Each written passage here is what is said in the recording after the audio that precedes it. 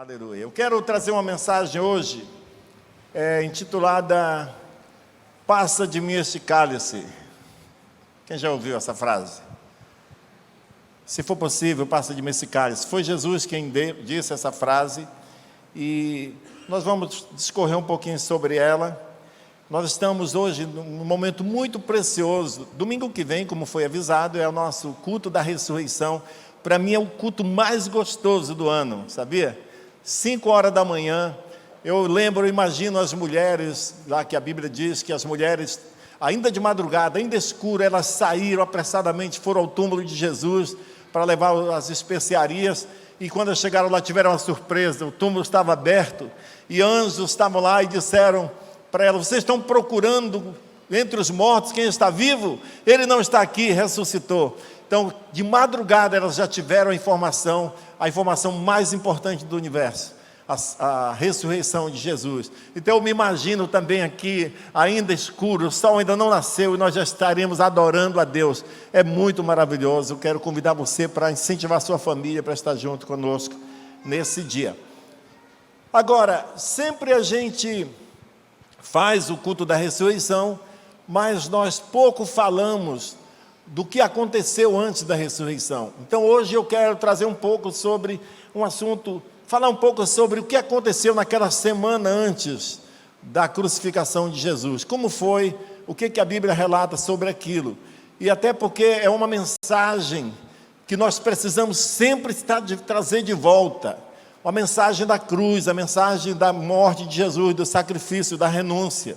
É muito bom a gente ir num auditório como esse e ouvir uma boa palavra, uma boa palestra motivadora, que põe a gente para cima, que sai acreditando de novo que nós somos capazes de alguma coisa.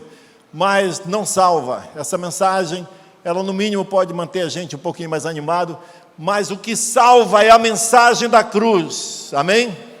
É a cruz de Cristo que é o nosso símbolo, ela que nos atrai. Jesus diz: quando o Filho do Homem for levantado na terra, atrairei todos a mim. Então todos os que foram salvos foram os que foram atraídos para a cruz de Cristo. Isso é muito importante. Então eu quero começar falando aqui sobre a última semana de Jesus na terra antes da crucificação. Ficou conhecida como Semana Santa ou Semana da Paixão. Foi a definição que a religião que predominava na época achou por bem fazer, e eles santificaram aquela semana. Embora a igreja reformada ou os protestantes, eles rejeitaram essa definição, eles não concordam com o fato de haver uma semana santa, porque para nós todos os dias são santos, todas as semanas são santas, amém? Quando a gente designa um dia santo, ou uma semana santa, ou um mês santo, a gente tende a se esforçar para fazer tudo certo naqueles dias que são santos. Mas os que não são considerados santos, nós deliberadamente extravasamos nossa carnalidade. Isso é muito claro no carnaval. Você sabia? Quantos aqui, realmente, com bom senso, pensando no carnaval, acha que é uma festa saudável? Tem alguém que acha que o carnaval é uma festa saudável? De jeito nenhum, nem para a família, nem para os valores cristãos, para ninguém. Mas por incrível que pareça, a esmagadora maioria das pessoas que vão ao carnaval não são pessoas que amaldiçoam a Deus, não são pessoas que não querem saber de Deus. Elas sim acreditam que elas são de Deus. Inclusive tem um dia depois do carnaval, uma quarta-feira, que eles vão todos à igreja receber uma cinza na testa e dizer: lembra que tu és pó e o pó tornarás. Eu ia ser padre, irmão, eu sei disso. Eu também ia lá receber a cinza na minha testa. Mas a maioria dessas pessoas já aguardaram a sua fantasia para o próximo carnaval, porque elas santificaram uns dias e os outros não são, pode fazer o que quiser. Mas todos os dias são santos, todas as semanas são santas, para aquele que vive com Jesus, amém? A Bíblia diz: se alguém quiser me seguir dia por dia, negue a si mesmo, tome a sua cruz e siga-me. É uma vida de renúncia diária que nós temos que seguir. Bem, eu falei que nós evangélicos não consideramos essa semana santa, não é santa, mais do que os outros dias.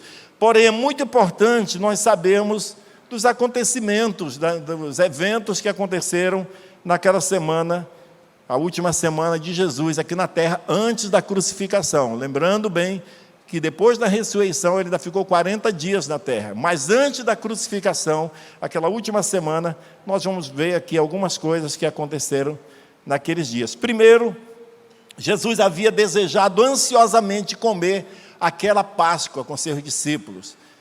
Se você ler nos evangelhos, quando fala da última ceia, Jesus falou para os seus discípulos: tenho desejado ansiosamente comer esta Páscoa com os meus discípulos antes do meu sofrimento.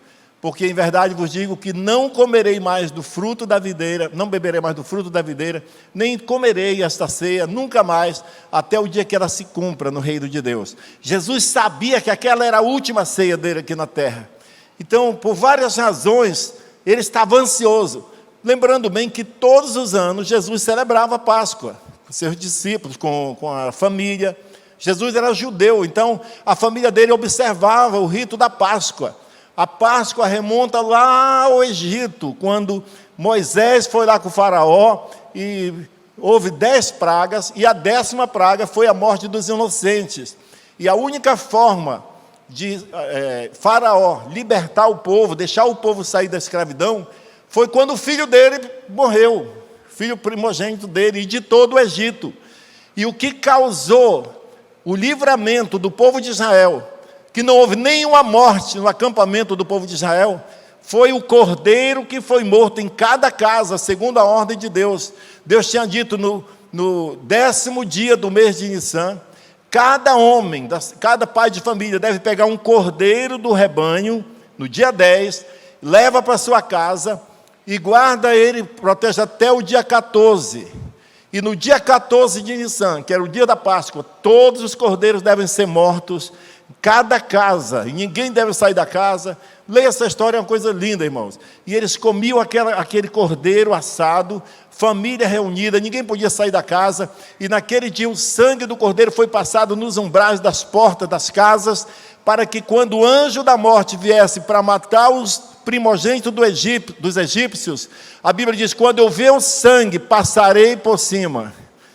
Por isso o nome Páscoa, passar por cima. Isso é tremendo demais, cara. O anjo veio e vai, entra em toda a casa do Egito e vai matando. Era no Egito, vai matando o primogênito de todo mundo.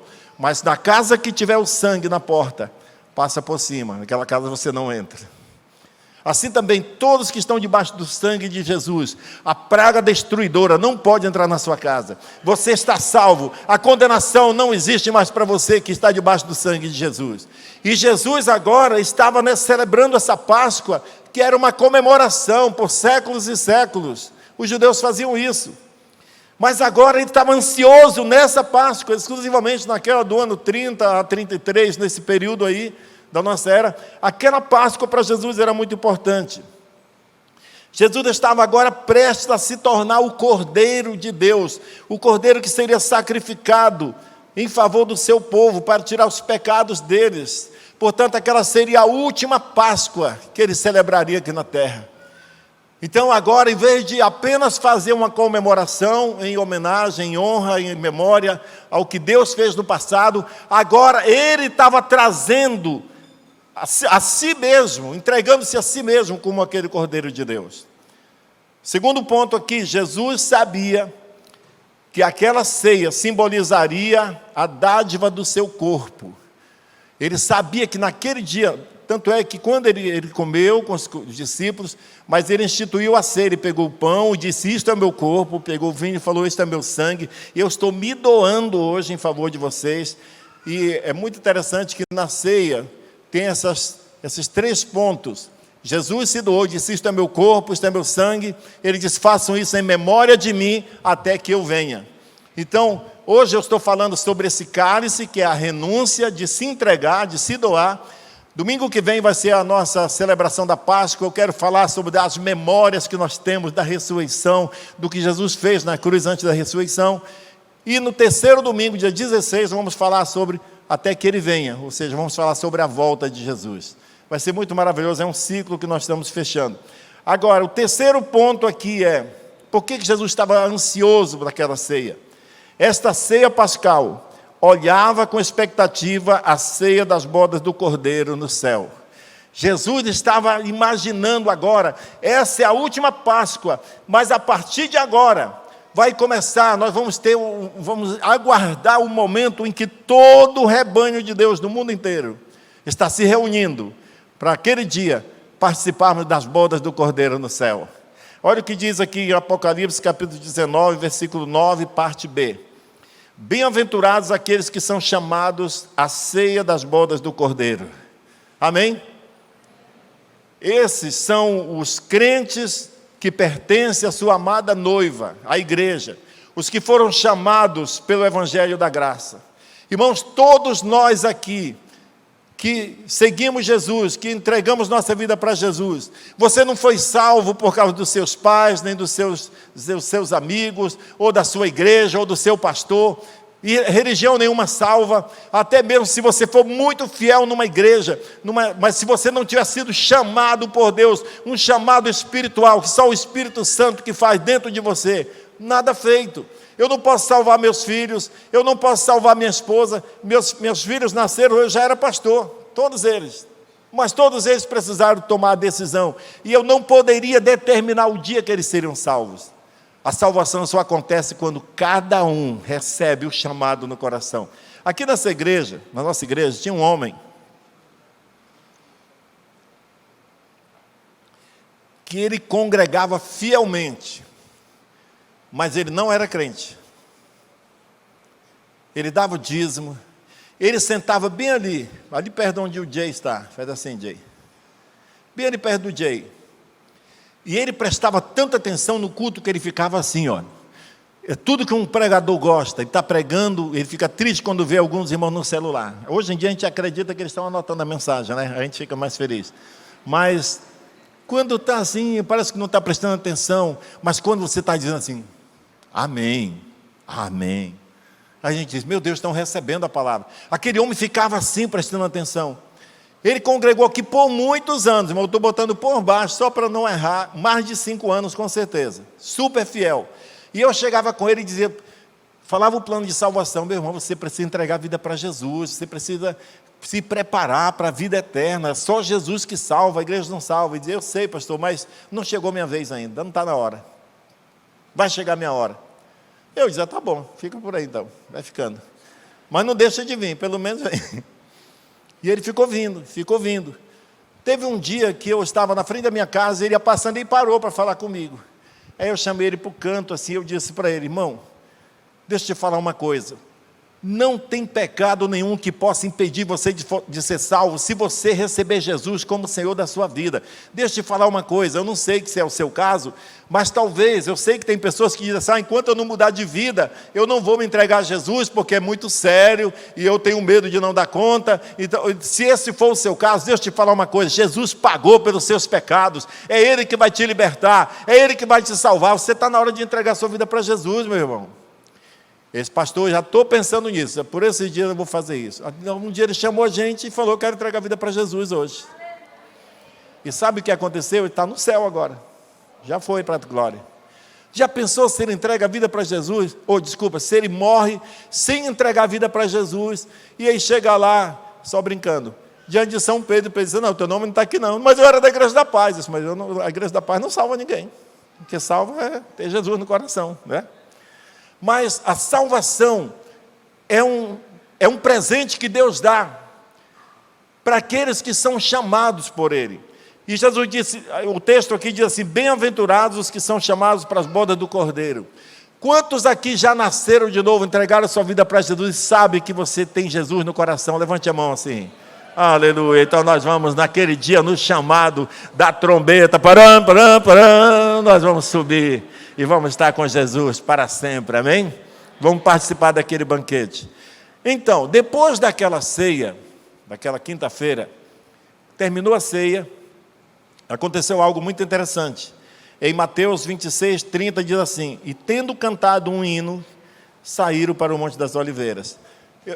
Quando tem essas frases na Bíblia, assim, bem pessoal, às vezes é uma coisa simples como essa. Quem já se emocionou com essa frase? E tendo cantado um hino, saiu para o Monte das Oliveiras. Quem já se emocionou? Eu já me emocionei muitas vezes, já chorei só de pensar. Está falando de Jesus, o Senhor. Sabe por quê? Sabe quem era Jesus? O Criador do universo, o Todo-Poderoso. A Bíblia diz que Ele cantava como nós. Ele tomou a ceia com os discípulos, depois ele cantou um hino, adorando a Deus, depois foi para o Monte das Oliveiras. Isso é maravilhoso, é o nosso Deus, Ele é pessoal. Agora, em seguida, Jesus passou a orar, lá no jardim do Getsêmani, orando, aguardando o momento em que seria preso e julgado, para ser julgado e morto. E enquanto aquele momento terrível não chegava, a Bíblia diz que ele orava intensamente. E em Mateus 26, 39, diz o seguinte: e adiantando-se um pouco, prostrou-se sobre o seu rosto, orando e dizendo: meu Pai, se possível, passe de mim este cálice, todavia, não seja como eu quero, e sim como tu queres. Irmãos, isso mostra uma humanidade de Jesus, porque Jesus, embora sendo Deus, Ele também era humano, Ele estava em corpo humano. Ele não estava fraquejando aqui, não estava desistindo de se entregar por nós. Ele estava como um ser humano, sentindo o peso de tudo que ia acontecer. Então ele faz aquela oração, e eu gosto de abrir um parênteses para dizer o seguinte: Deus não te julga quando você está passando por uma luta, quando você está passando por um momento de renúncia, que está doendo, que está sendo difícil, e você diz: Senhor, se for possível, não tinha outro jeito de eu passar sem ter que passar por isso. Deus não se vinga e não fica chateado, desde que o final da sua oração seja: mas que seja feita a tua vontade e não a minha. Amém? Jesus não estava fracassando ali. Ele estava apenas se referindo a algo que muitos de nós pensamos não era. Ele não estava preocupado com os cravos que ia furar suas mãos, seus pés, com as chicotadas que ele ia receber. Ele estava preocupado o que estava causando aquela que arrancou de dentro dele aquele clamor a Deus sobre: afasta de mim esse cálice, passe de mim esse cálice. O que era esse cálice? O que significava? Era a figura de uma taça cheia da ira de Deus, que ele teria de engolir, teria que assumir, que aceitar, por vontade de Deus. Porque, irmãos, a taça falava de juízo, era a sentença de Deus. Jesus estava no banco dos réus, ele iria sentar no banco dos réus, que era a cruz, ele estaria sendo julgado e condenado pela culpa da humanidade, para que eu e você pudéssemos hoje dizer: eu sou salvo, eu faço parte do reino de Deus, eu sou bem-aventurado porque eu vou participar da ceia do Senhor. A culpa da humanidade foi toda reunida numa só pessoa, em Jesus Cristo. E o cálice que ele fala, era aquele cálice da ira de Deus, que Deus estava punindo os pecados da humanidade toda, na pessoa de Jesus. Porque era o único que podia pagar pelos nossos pecados, porque ele era puro e santo. Existe um paralelo aqui entre o Cordeiro da Páscoa e o Cordeiro Jesus. Você sabia que o judeu ele tinha que pegar o cordeiro, era uma ordem de Deus, no dia 10 do mês de Nissan, pega o cordeiro do rebanho, leva para sua casa e só mata ele no dia 14. No dia 14, todas as casas de Israel tinham um cordeiro morto. Por que do dia 10 ao dia 14? Porque esses 4 dias era para o judeu ficar avaliando, examinando o animal para ver se não tinha nenhum defeito. Porque se tivesse o mínimo defeito, não serviria para o sacrifício. Porque tinha que ser um animal puro, sem defeito. Você sabia que nós vamos olhar daqui a pouco, na última semana de Jesus na terra, antes da crucificação, ele passou 4 dias pregando no templo, todos os dias em Jerusalém. De noite ele voltava, dormia em Betânia, na casa de Marta, Maria e Lázaro.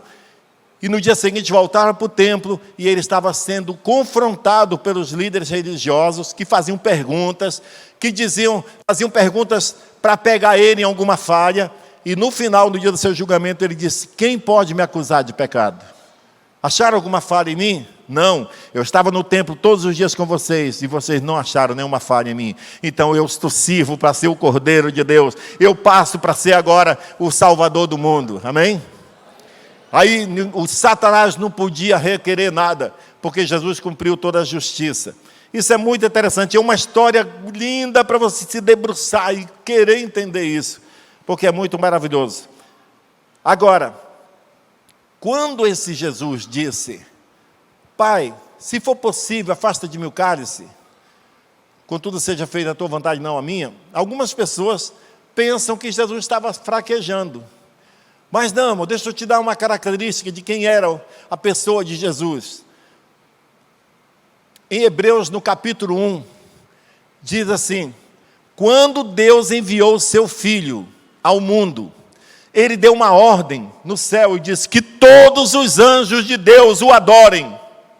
Ou seja, Ele é o maioral, Ele é o poderoso, que todos os anjos de Deus, pensa nos anjos, serafins, querubins e todas as classes de anjos do céu, receberam uma ordem de Deus para adorar Jesus. Portanto, Ele é o Senhor, Ele é o poderoso, Ele tem toda a autoridade nos céus e na terra, amém? Em Apocalipse, no capítulo 1, quando Jesus falou com João, disse: João, escreve e manda para as 7 igrejas. Quando ele falou para João isso, ele estava atrás de João. João não estava vendo. João olhou para ver quem era que estava falando. E ele viu 7 candelabros de ouro. E no meio dos 7 candelabros, ele disse: tinha um semelhante ao filho dos homens, filho do homem. E eles tinham uma veste comprida até os seus pés. Ele tinha um cinto de ouro em volta dos ombros. E seus olhos brilhavam como fogo. Os seus cabelos eram brancos como a alva lã. Ele saía da sua boca uma espada de 2 gumes. E da sua mão direita havia 7 estrelas. E o seu rosto brilhava como o sol do meio-dia. Irmãos, esse é o Jesus, o poderoso, que foi para a cruz, mas que antes de ir para a cruz, ele disse: Pai, se possível, afasta de mim o cálice. Irmãos, você não imagina o que é uma pessoa santa, pura e justa ser acusado por estupros, por drogas, por corrupção, por todo o pecado da humanidade, porque Deus pegou o pecado da humanidade e colocou sobre Jesus para poder nos libertar e nos dar vida eterna. Amém? Isso é muito maravilhoso. Agora, por que isso pesava tanto para Jesus, irmãos? Porque lembra que quando Adão estava no Jardim do Éden, todos os dias, Deus vinha no Jardim do Éden e passeava com Adão no jardim, conversando com ele. Lembra disso? Quem já leu isso? Leia a Bíblia, irmãos. Isso é muito importante. São histórias da palavra de Deus que alimentam a nossa fé. A Bíblia diz que todos os dias, na viração do dia, Adão já ficava esperando, porque o Senhor Deus vinha no Jardim do Éden e conversava com Adão, passeava com ele. Mas teve um dia que Deus veio e Adão não se apresentou, porque ele cometeu o pecado, e desde que ele pecou, ele foi afastado de Deus. Deus tinha dito: a alma que pecar, essa morrerá. Ou seja, o pecado nos afasta de Deus. A morte que Deus estava falando ali não era a morte física, até porque a morte física, existe uma esperança. Se você entrega a vida para Jesus, tem gente que se entrega para Jesus lá no hospital, no leito da morte, e vai para o céu. Que esperança maravilhosa! Mas Deus estava falando de uma morte eterna, afastamento de Deus, impossibilidade. A Bíblia diz: todos pecaram e destituídos estão da glória de Deus. Ou seja, ninguém pode se salvar por si mesmo. Jesus é a única porta. Só que Jesus, que por toda a eternidade estava unido a Deus, Pai, Filho e Espírito Santo, numa só pessoa, ele nunca se afastou, nunca foi separado, desde a eternidade, antes da criação, quando Deus disse: façamos o homem, a nossa imagem e semelhança. Ele não disse: eu vou fazer o homem, a minha imagem e minha semelhança. Ele falou: façamos, no plural. Ele estava se referindo ao fato de que Deus era Pai, Filho e Espírito Santo, eternamente unidos. A Bíblia diz que todo o universo foi criado por Deus, por Jesus, e que o próprio Jesus sustenta o universo. As galáxias, elas são sustentadas pela palavra de Deus. A Bíblia diz: no princípio era o Verbo estava com Deus, e o Verbo era Deus. Todas as coisas foram feitas por Ele, e sem Ele nada do que existe se fez. Jesus era intimamente ligado com o Pai, mas Jesus estava prevendo o que ia acontecer. Ele sabia que no momento da cruz, Deus ia virar as costas para ele. Pela primeira vez em toda a eternidade, o Filho de Deus estaria sendo afastado, separado de Deus. Você sabe que lá na cruz, a Bíblia diz que Jesus sofreu todo tipo de tortura, mas ele não abriu a sua boca, exceto em um momento que ele disse: Eli, Eli, lama sabachthani, que quer dizer: Deus meu, por que me desamparaste? Irmãos, o desespero de Jesus ter sido afastado, porque naquele momento Deus virou as costas para o seu filho. Sabe, nós não compreendemos o que significa Jesus ter se tornado pecado no nosso lugar. O mínimo que nós pensamos, o máximo que nós pensamos é: Ele levou minha culpa, Ele carregou com os meus pecados. Não, a Bíblia diz que Ele se tornou o próprio pecado por nós. 2 Coríntios 5:21 diz: aquele que não conheceu o pecado, Deus o fez pecado por nós, para que nele fôssemos feitos justiça de Deus. Eu vou fazer o contrário. Aqueles que nunca tiveram nenhum ato de justiça, a Bíblia diz: não há nenhum justo na terra, nenhum sequer, não há ninguém que busque a Deus, não há esperança, todos pecaram e destituídos estão da glória de Deus. Deus nos tornou justo, porque Jesus, que era justo, assumiu o nosso lugar, logo Ele se tornou pecado em nosso lugar. E era isso que fazia Jesus sofrer antecipadamente. Eu vou ter que assumir os pecados da humanidade. Mas graças a Deus que Ele assumiu. Não é para você ter pena de Jesus, nem eu, porque Ele não era um coitado não, Ele era o Todo-Poderoso. Ele disse: ninguém tira a minha vida, eu livremente a dou. Eu tenho o poder de dar a minha vida e de reaver novamente. Ele disse também: todo aquele que der a sua vida, que perder a sua vida por causa de mim, por causa do Evangelho, vai encontrá-la novamente. Aleluia! A morte de Jesus possibilitou uma mudança radical no universo. E você e eu fazemos parte disso, amém? Se você está aqui hoje e não sabe do que eu estou falando, você ainda não experimentou esse novo nascimento, essa identificação com a morte de Cristo, porque a Bíblia diz o seguinte: olha, já estou crucificado com Cristo, já não vivo eu, mas Cristo vive em mim, eu já fui morto com Cristo, e a minha vida está escondida com Cristo em Deus. Se você não sabe o que é isso, você não experimentou ainda, você poderá fazer isso hoje, daqui a pouco, em nome de Jesus. Maravilhoso. Então é muito importante que nós tenhamos em mente essas verdades maravilhosas da palavra de Deus. Eu quero ver aqui o seguinte: Jesus estava intimamente alinhado com a vontade de Deus quando Ele disse: seja feita a tua vontade, não a minha. Agora, eu quero falar aqui sobre quando aconteceu esse episódio da última semana. Se nós fôssemos seguir o calendário católico, hoje seria a Semana Santa. Mas como nós somos cristãos evangélicos, todos os dias são santos para nós. Amém? Mas só para você se situar, domingo que vem é a Páscoa, é a ressurreição. A Páscoa é sexta-feira, a morte do Cordeiro. Mas hoje seria esse dia. Então, deixa eu falar para você o que aconteceu naquela última semana, o que aconteceu com Jesus na última semana antes da crucificação. A última semana do ministério de Jesus aqui na terra, antes da crucificação, começou com a entrada triunfal em Jerusalém, aclamado por uma multidão aos gritos de Hosana, bendito que vem em nome do Senhor. Uma multidão eufórica, religiosamente aclamando Jesus, dizendo: bendito o rei que vem em nome do Senhor. Lembra que ele entrou no jumentinho, e as pessoas tiravam suas capas, botavam no chão para o jumento não pisar no chão, botavam ramos de palmeiras e iam aclamando. Naquele mesmo dia, o imperador romano também estava chegando em Jerusalém, ficou enciumado por causa disso, e aquele povo ali foi incitado pelos líderes religiosos, porque estavam aclamando Jesus, que não concordava muito com os líderes religiosos da sua época. Então Jesus entrou aclamado por uma multidão, dizendo: Hosana, bendito o que vem em nome do Senhor. Isso no domingo. Antes de terminar a semana, na sexta-feira, aquela mesma multidão estava gritando: crucifica-o! Crucifica-o! Irmãos, essa é a natureza humana. Se você é só religioso e não nasceu de novo, está contado os dias para você deixar o Senhor, está contado os dias para você se voltar contra Deus. Há uma inconsistência na fé de quem é apenas religioso, de quem não teve uma experiência com Deus, de carregar a cruz de Cristo, se identificar com a morte dele. O mesmo povo que dizia bendito que vem em nome do Senhor, na mesma semana estava dizendo crucifica-o, crucifica-o, conforme a direção da sua religião, conforme a conveniência deles. Por isso eu te aconselho, não fique mais nem um dia sem rever a sua situação com Deus. E eu quero fazer um paralelo, rapidamente, na verdade, um negócio aqui. Um teste. Existe um teste muito legal, simples, para você saber se você nasceu de novo. É um teste simples, você compra na farmácia. Brincadeira.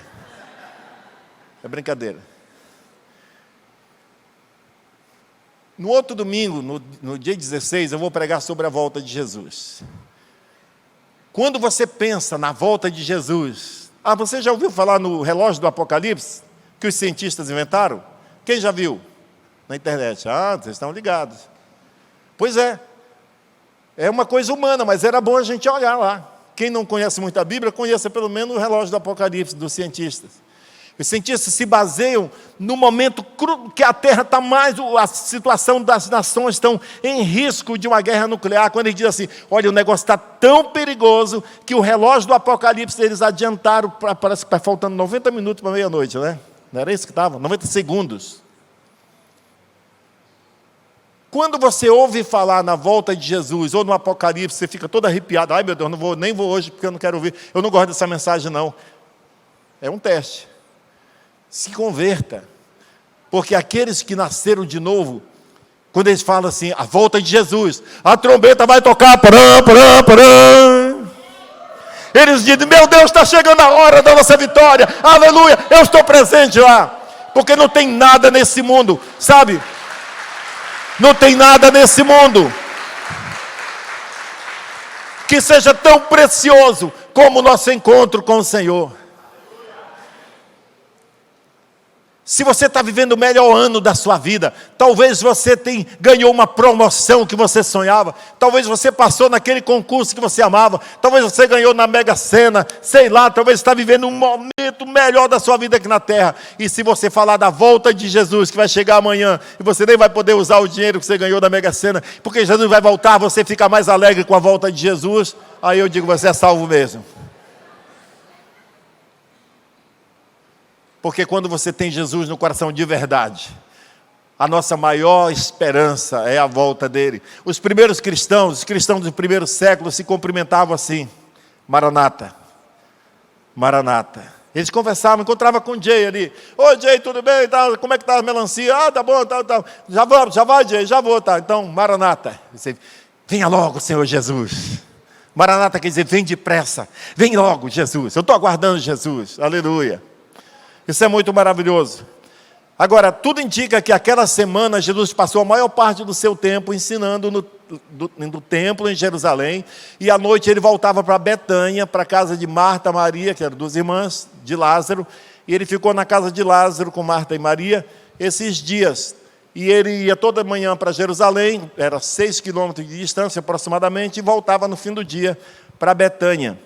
Agora, os eventos importantes daquela semana incluem a trama do Sinédrio. O Sinédrio era o supremo tribunal religioso que condenou Jesus, por sinal. E houve uma trama deles para condenar Jesus. Houve o julgamento e prisão de Jesus. E houve a jornada dele carregando a cruz pela Via Dolorosa, as ruas de Jerusalém que hoje são chamadas de Via Dolorosa. Então nós vamos ter o seguinte, domingo, que seria hoje, por exemplo, ele vai ser crucificado sexta-feira. Então no domingo, como se fosse hoje, Jesus entra em Jerusalém montado no jumentinho, Marcos 11, 1-11. Depois Jesus observou, depois de entrar em Jerusalém, aclamado pelas pessoas, ele observou no templo o movimento das pessoas, o movimento dos líderes, como que estava funcionando, a situação. Desse dia ele não fez nada. No final do dia ele voltou para Betânia e de manhã cedo, de terça-feira, de segunda-feira, na segunda-feira de manhã, cedinho, Jesus volta para Jerusalém, e a Bíblia diz que no caminho ele teve fome, e ele procurou uma mangueira, foi isso? Ele se dirigiu a uma mangueira, uma figueira, vocês sabem. E não tinha nada para comer, o que ele fez? Amaldiçoou a figueira. E foram embora para Jerusalém, seguiu com fome mesmo, isso na segunda-feira. Aí ele amaldiçoou a figueira.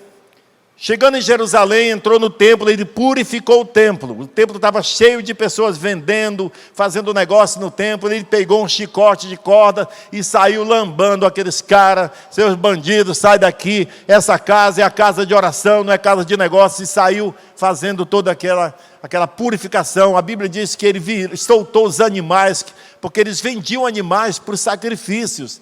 E eles exploravam.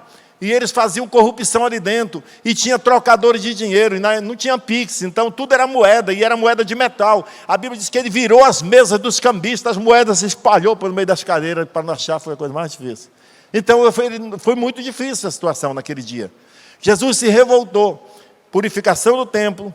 Primeiro, a maldição da figueira. Isso na segunda-feira. Purificação do templo. E no fim do dia, ele retorna para Jerusalém. Na terça-feira de manhã, de novo, se levanta com os discípulos e volta para Jerusalém. No caminho, os discípulos viram a figueira amaldiçoada, que estava seca. E eles até falaram: Jesus, olha, a figueira que o Senhor amaldiçoou, secou. E Jesus disse: vocês estão admirados por isso? Tenham fé em Deus, porque se vocês disserem a este monte: ergue-te e lança-te no mar, e não duvidar no seu coração, mas crê que se fará aquilo que diz, assim será com ele. E em seguida ele fala: mas quando vocês orarem, se tem alguma coisa contra alguém, perdoai. Aí tem uma série de ensinos que ele dá para os seus discípulos naquele dia ali. Então a figueira estava amaldiçoada, seca. A oferta da viúva pobre, que ele observou e viu que a viúva botou 2 pequenas moedas, e ele disse: essa deu mais do que os outros, porque ela deu 100% do que ela tinha, os outros deram só sabe lá quanto. Mas Jesus estava lá, naquele dia aconteceu isso, naquela terça-feira, em Jerusalém. Depois também o Sinédrio desafia a autoridade de Cristo. Ele chega lá e diz: com que autoridade você faz essas coisas? E eles começaram a ter uma discussão com Jesus ali no templo. Jesus prediz a destruição do templo e o seu retorno. Lembra que ele fala assim: esse templo, pode destruir esse templo e ele será reedificado, eu reedificarei em 3 dias. Ele estava falando do corpo dele, que ia morrer e ia ressuscitar em 3 dias. Os judeus não entenderam isso, mas Jesus falou sobre isso nesse dia. No fim do dia ele voltou novamente para Betânia, e lá ele foi ungido por Maria Madalena, que derramou um perfume sobre ele, e ele disse: ela me ungiu para o dia do meu sepultamento. Na quarta-feira de manhã, Jesus retorna com seus discípulos para Jerusalém, e ele fala para os seus discípulos que daria 2 dias ele vai ser entregue aos judeus, vai ser crucificado e morto. Eu penso que foi nessa ocasião que Pedro disse: não, Jesus, isso não vai acontecer com você não. E ele disse aquela bela frase, né? Para trás de mim, Satanás. Jesus falou que ia ser entregue. Judas, nesse mesmo dia, já está negociando com os fariseus o preço para entregar a Jesus por 30 moedas. Então, nesse dia da quarta-feira acontece tudo isso. E no fim do dia eles voltam de novo para Betânia.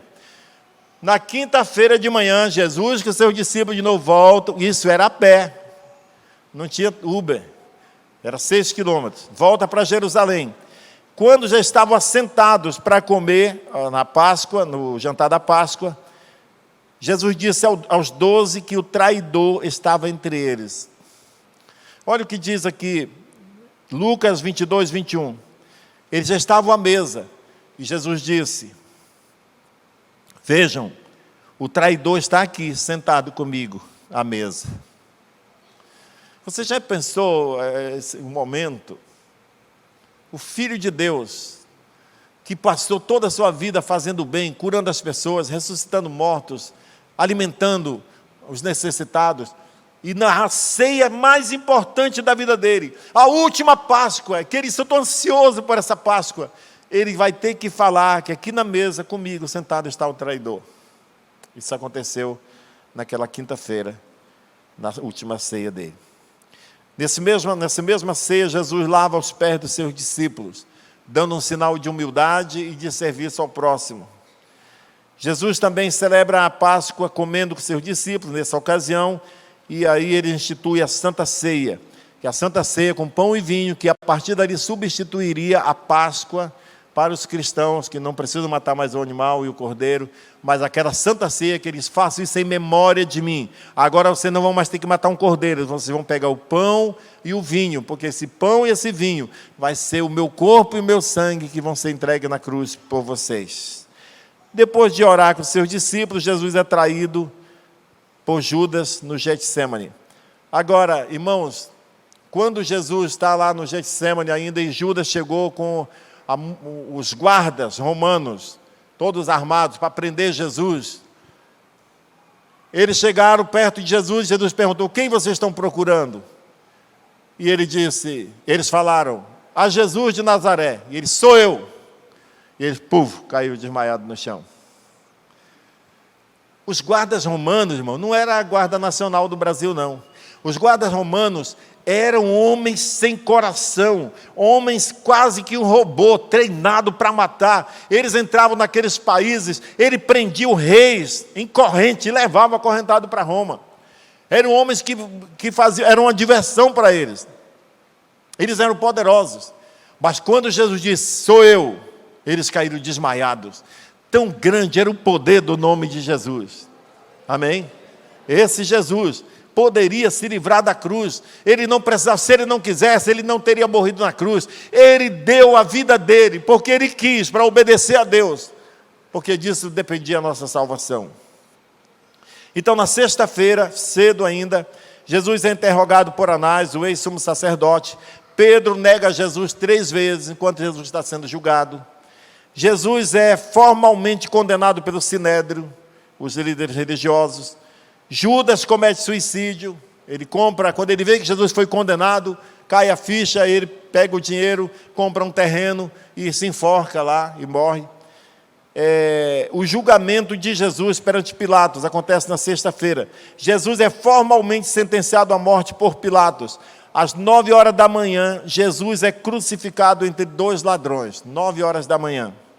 Ao meio-dia o sol escureceu, às 3 horas da tarde, Jesus clamou em alta voz: Pai, nas tuas mãos entrego o meu espírito. E dito isto, expirou.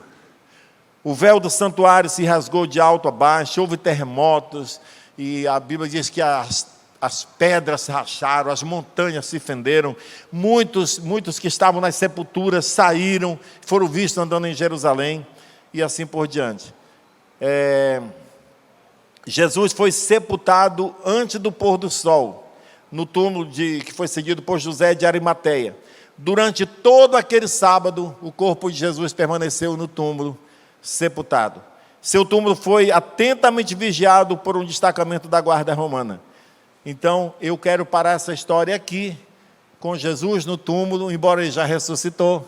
Mas semana que vem, domingo que vem, nós vamos celebrar a ressurreição de Jesus, e nós vamos tomar a Santa Ceia, e vamos tomar o café juntos também, vai ser maravilhoso. O culto às 5 horas aqui, e depois. Agora eu quero dizer para você o seguinte, a Bíblia diz em Romanos capítulo 5, versículo 1, justificados, pois, mediante a fé, temos paz com Deus, por meio de nosso Senhor Jesus Cristo. Justificados. Nenhum de nós é justo por nós mesmos. Você não pode ser intolerante com os outros. Sabe por quê? Porque você nunca foi justo, eu nunca fui justo.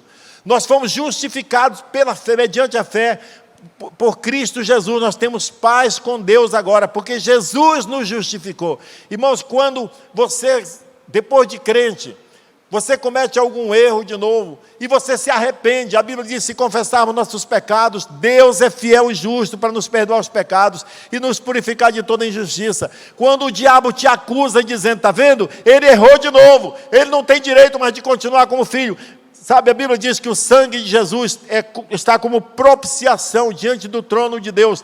Propiciação é um memorial de um preço que foi pago. Ele está lá como algo, quando o Satanás acusa qualquer um de nós que errou de novo e já se arrependeu. Diz, olha, ele pecou de novo, não tem mais direito. Jesus apresenta o sangue dele, que foi derramado na cruz. Ele está debaixo desse sangue. Sabe, o sangue de Jesus nos purifica de todo pecado. Cada vez que você se arrepende verdadeiramente, que você lamenta pelo seu pecado, que você diz, Senhor, não queria ter feito isso, me ajude a seguir em frente. Ele te perdoa e você segue em frente. Você não tem que sair do caminho de Deus. A Bíblia diz também em Romanos capítulo 8, versículo 1, agora não há mais nenhuma condenação para aqueles que estão em Cristo Jesus. Quem está em Cristo Jesus aqui? Então não tem mais condenação para você, irmão. Não quer dizer que você pode pecar à vontade. Não, toda vez que errar, se você se arrepender de todo o coração e clamar por Deus, seus pecados são perdoados. Se confessarmos nossos pecados, Deus é fiel e justo para nos perdoar os pecados e nos purificar de toda injustiça. Não é legal ser crente? Não é maravilhoso estar debaixo desse legado de Deus? Não é maravilhoso saber que quando a trombeta tocar, naquele último dia, você já tem o convite para participar das bodas do Cordeiro no céu? Aleluia, esse é o nosso fim. Esse é o fim da nossa história, aleluia. Mas nunca esqueça de Mateus 16, 24. Então Jesus disse aos seus discípulos, se alguém quer vir após mim, a si mesmo se negue, tome a sua cruz e siga-me. Nós não podemos abandonar a mensagem da cruz.